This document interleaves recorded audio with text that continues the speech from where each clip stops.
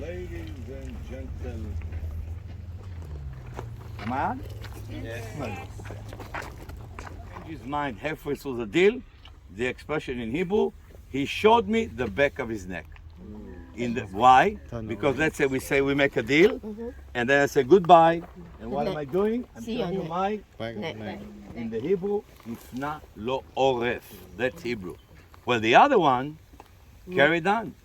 And she said to her mother-in-law, wherever you will go, I will go. Your God will be? My God. Your people will be? My people. Exactly. They went all the way. Bethlehem. What happened in Bethlehem? Were they rich or poor? They were very poor. So how do they survive? Glean. What do you mean glean? You come to my field and you're going to glean? But there is a Jewish law. It's a law. You must leave the corner of your field for the people who have nothing to harvest, to glean, so they can eat. So they can eat. People, do you know of any other religion that had such a law? No. That is an absolutely phenomenal social law. Think about it. Doesn't matter you're wealthy, doesn't matter you own a field, doesn't matter what you own, you must leave the corner of your, sorry I'm turning my back to you, the corner of your field so the poor people can at least eat. They're not supposed to die, they're supposed at least to eat. And what is this wealthy man sees? Was. Of course. He sees this young girl, she comes, and he says to his people, in other words, don't touch. In other words, leave her, secure her. Long story short, after they became together, she will be the great-grandmother of King David. Thank you. So interesting to know that the great-grandmother of King David was not Jewish to begin with. She was a Moabite. Okay, we look at Ruth, but in Hebrew Ruth. In Hebrew not Ruth, in Hebrew Ruth. Ruth, like R-O-U-T or R-O-O-T. We look at her as the first convert. First convert. You know there is a book of Ruth, right? Ruth, what you say. When do we read the book of Ruth? Which Jewish holiday, which is also a Christian holiday, that we read the book of Ruth? What would be the holiday? It's the holiday of Pentecost. The Hebrew holiday for weeks. Pentecost, Shavuot. Why so? Because there is a Jewish tradition, not Bible, tradition that says, suggesting that David was born and died in the Feast of Pentecost. I cannot tell you nothing in the Bible with it. But again, Rabbi is teaching, so at least you are aware why we as Jews read the story of Ruth at the Feast of Pentecost. Now, do you remember there was a lady by the name of Mary? That she lived in? Not Bethlehem. Can't be Bethlehem. Where did she live? Jerusalem. Do you remember the mountain at sunset? We went there on the first day of the tour. Sunset, first day of the tour, mountain, high mountain, precipice. Which city? Nazareth. Do you remember Mary that came from all the way to Bethlehem. Wow. People, this is wow. You are telling me that this lady, she's about to give birth, and yet she's going to do this kind of journey all the way here. Wow. Now that you have been to Nazareth and you are seeing Bethlehem, this is kind of shocking, I would say, mind-boggling. Why? Why did she do it? What is the reason? Exactly, the prophecy. The prophecy is saying, not the angel, the prophecy in Micah chapter 5 says that the future Messiah of Israel will be born in. Bethlehem. And did she knew whom she carried in her womb? Absolutely. And therefore, she wants. It is not her husband. It is not census. It is her. She wants to come and give birth in the place where the future Messiah of Israel shall be born, which is? Bethlehem. Thank you. So you're looking at Bethlehem. The first neighborhood is not Bethlehem. Look at me. This is Bethlehem.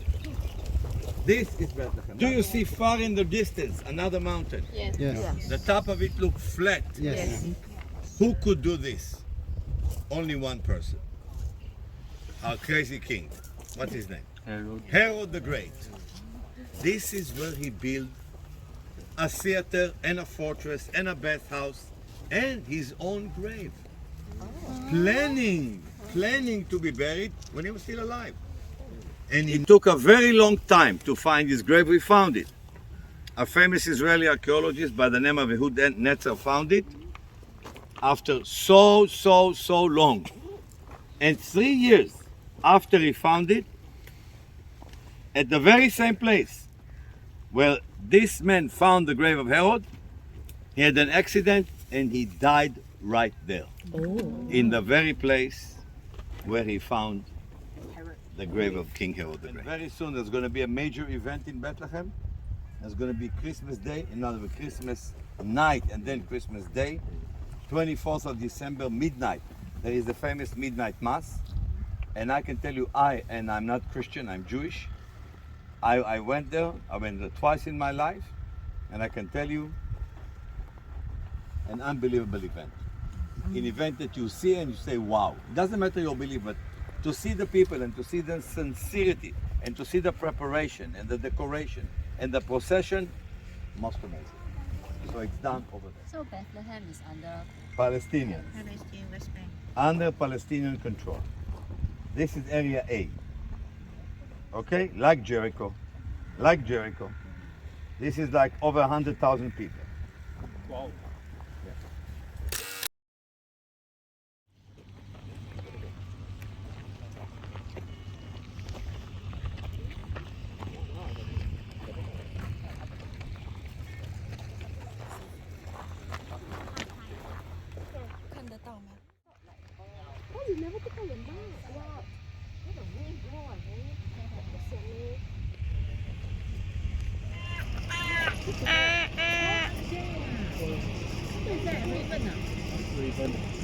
I think for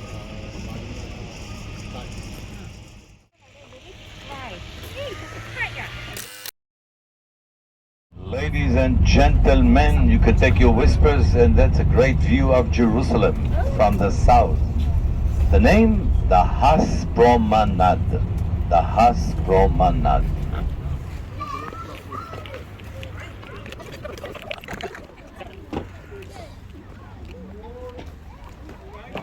Oh. Whoa. Oh. Yeah. Nice view. Jerusalem. Yeah, somebody did it the same, yeah. You take a blessing. The name of the place, remember the Haas Promenade? Haas, because of the person who gave. Big tower. Can you all see? Yes. Mount of Olives. Mount of Olives. We will be there Sunday morning. Big Jewish cemetery. You can't see all of it, but believe me, it's a big Jewish cemetery. Then there is another tower to the left. Can you see?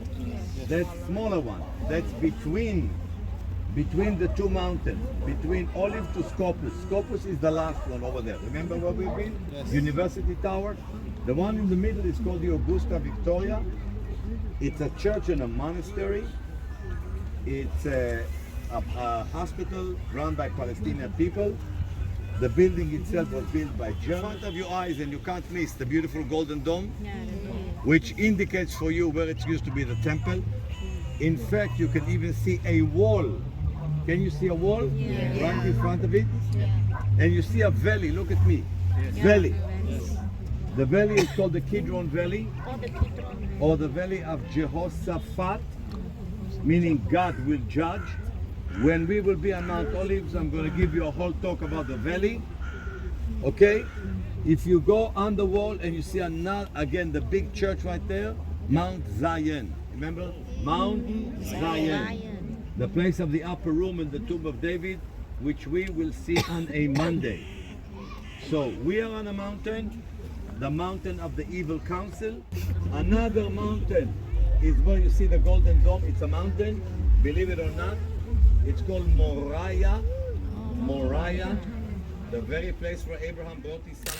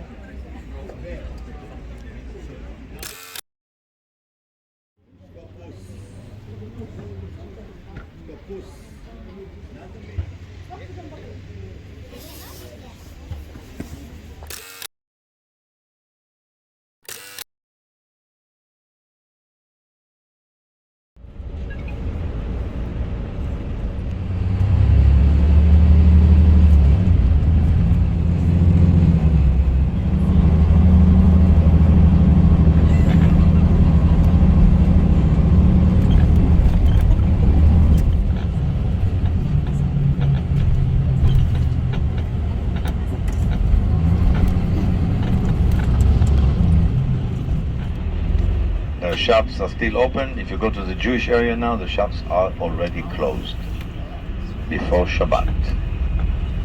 And another famous institute in Jerusalem, the one who did a lot of research on something that I will talk about tomorrow, and I will show you where they were found. It is the famous Dead Sea Scrolls.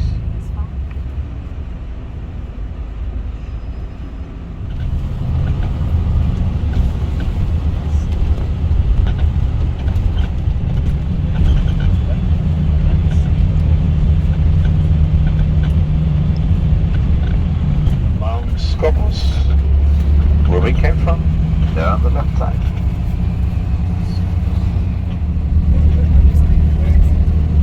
Shalom for all of you. Shalom. God willing, I'm going to enjoy it in the country, the land of the Lord, the land of the Bible. And what Brother Moses asked me to serve for you the Lord's Prayer in Aramaic language, because we speak to 10 now the names of our Lord Jesus, and it was Aramaic. Abun Bashmai, Nitqadash Smo, Tite Malkuto, Neo Sibiono, Aikano de Bashmayo, of Bar'o Hablan, Lahmo Simkolan, Yomono, Washbuklan, Hauban Mahtuhain, Aikano Dof Hnan, Shbaq al Hayubain, Lotar Nisiono, El Fasulan, Bishu Mitul, Delochi Malkuto, Hayro Tishbihto, Ul'olam Almi, Amin. Amen. I wish you great life and happiness. This is the main language of our Lord Jesus. And a long journey from the gallery all the way here. And I hope you enjoyed the day. And I wish you, as we said, Hebrew, Shabbat Shalom. May you enjoy peace during Shabbat. And you do. Can you do? מלאכי המלאכים, קדוש ברוך הוא, בואכם לשלום, מלאכי השלום, מלאכי אל עליון.